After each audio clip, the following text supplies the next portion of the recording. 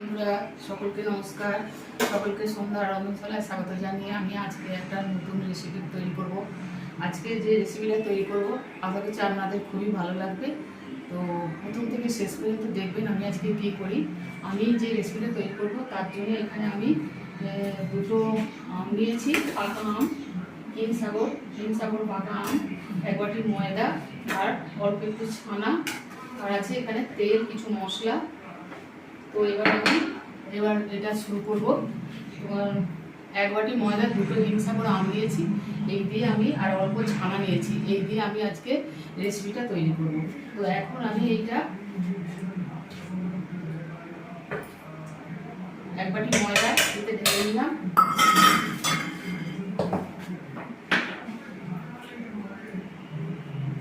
স্বাদ মতো লবণ,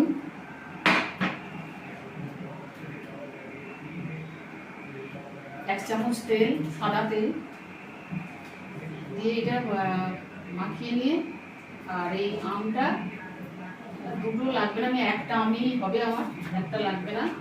তো এই দুটো আম দিয়ে এই আমটা কেটে আমি এটা থেকে আমের শাঁসটা বার করে আমি এটা পেস্ট করে নেব, তারপর আবার দেখাচ্ছি।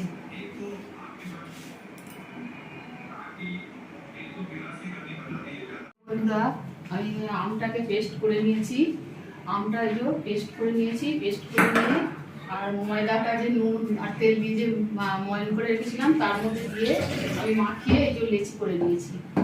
আর এখানে যে ছানাটা নিয়েছিলাম ওর মধ্যে 1 চিমটে চিনি, 1 চিমটে নুন, 1 চিমটে গোলমরিচের গুঁড়ো, 1 চিমটে ভাজা জিরের গুঁড়ো দিয়ে এটাকে আমি ভালো করে এটা মেখে নিয়েছি। এবার কড়াই তেল বসিয়েছি, তেলটা গরম হবে আর আমি এগুলো তৈরি করে নেব। তো বন্ধুরা, এখন কি বোঝা যাচ্ছে যে আমি কি তৈরি করছি? আমি আজকে তৈরি করছি যেটা, তার নাম দিয়েছি পাকা আম আর ছানার কচুরি। তো এই নামটা কি ঠিক দেওয়া হয়েছে কিনা সেটা আপনারা একটু আমাকে জানাবেন। এবার এই যে একটু বাটি মতো করে এর মধ্যে একটু ছানা ভেতরে দিয়ে দিলাম, দিয়ে যেভাবে কচুরি তৈরি করে সেভাবে মুখটা বন্ধ করে দিলাম।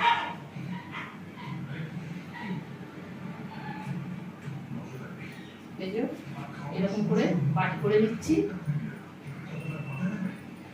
তারপরে এর মধ্যে ছানাটা ভেতরে অল্প একটু দেবো, দিয়ে মুখ বন্ধ করে আর গোল পাকিয়ে নেব। এরকম করে ভেতরে ছানাটা দিয়ে দিচ্ছি, দিয়ে মুখটাকে দিচ্ছি।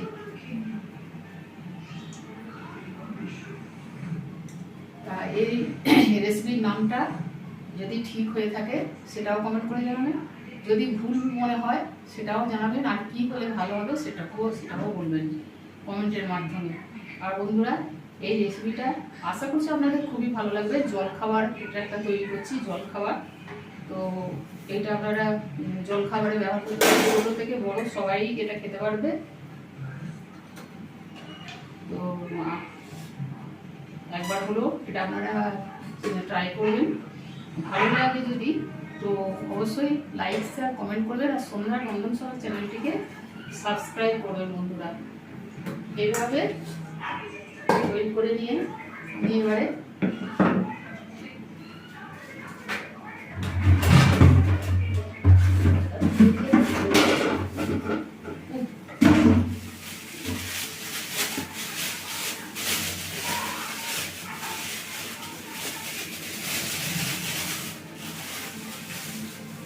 এটা আমি এবারে এগুলো একটু ময়দা লাগিয়ে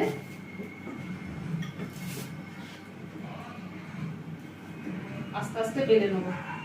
একটু ময়দার মধ্যে এপিট ওপিট করে নিয়ে লেচিটা আস্তে আস্তে বেলে নেব।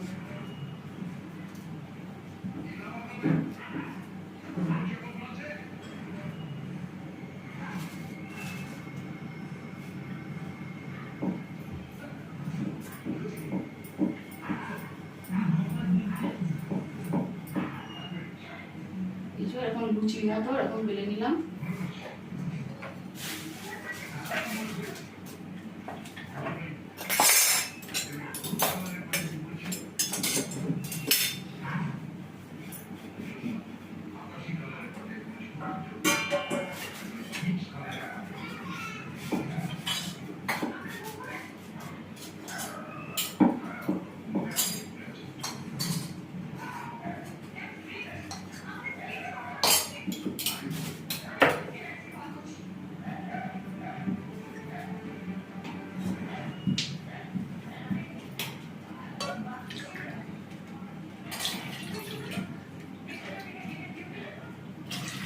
তেল গরম হয়ে গেছে, তেলে ছেড়ে দিচ্ছি।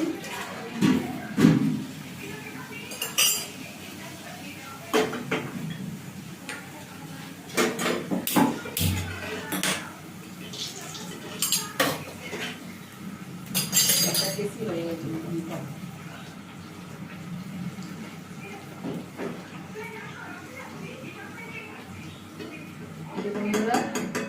এরকম ফুলে যাচ্ছে।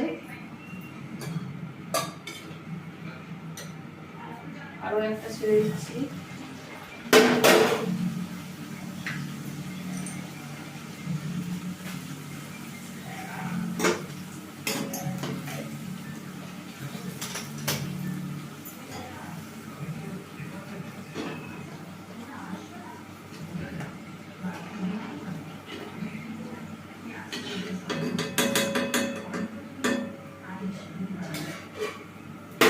এইভাবে প্রত্যেকটা আমি লুচির মতো ছেঁকে নেবো ভেতরে ছানার পুর দিয়ে, তারপর আবার দেখাচ্ছি। প্রায় সব লুচি ছাঁকা হয়ে গেছে, আর দুটো বাকি আছে।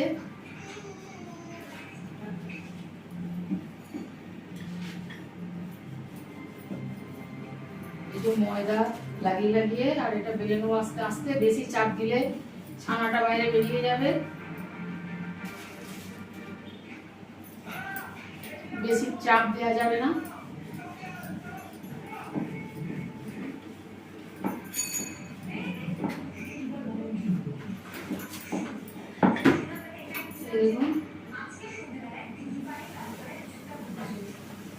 এই দুটো হলেই সব ছাঁকা হয়ে যাবে।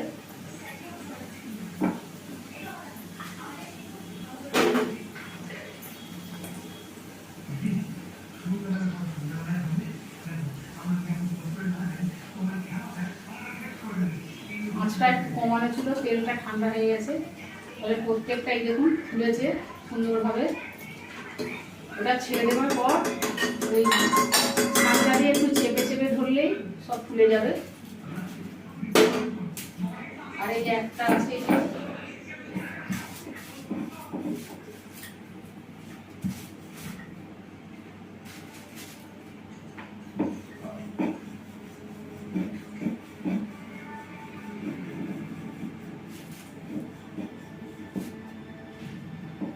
এটাই লাস্ট। এটা দিয়ে একটু নাড়া দিতে হবে আর একটু এরকম চেপে ধরলেই সবটা ফুলে উঠবে।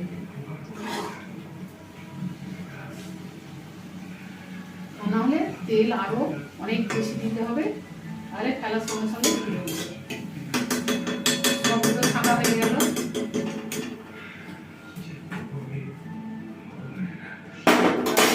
বন্ধুরা, ছানা আম আর পাকা আম আর ছানার কচুরি তৈরি হয়ে গেল।